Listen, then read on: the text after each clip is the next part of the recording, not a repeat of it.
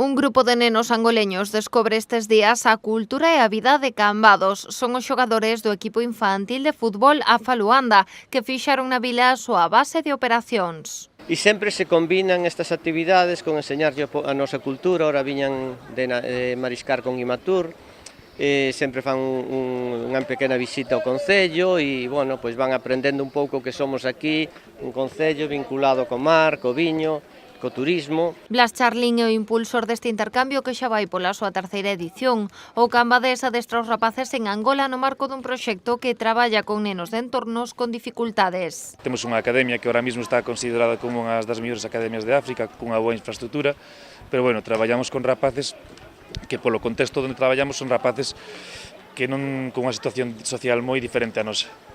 Son rapaces que suelen vir de familias desestructuradas, que son deportistas de barrio. Para os pequenos esta é unha oportunidade de coñecer xeitos de vida moi diferentes aos seus, atopando no deporte unha vía de escape. Não é só futebol que nos ensina boas coisas, mas também há coisas que nós vimos pelos nossos olhos, pelos nossos países e pelos nossos irmãos mais próximos. Por isso é que eu represento a minha equipa e o meu país. Agradeço a todos que estão aqui em Cambados porque são melhores. Falas de Europa, eles falan de Cambados en primeiro lugar, non falan de Madrid nin de Barcelona. Cambados sempre lle ten un lugar no seu corazón e iso é moi importante para nós.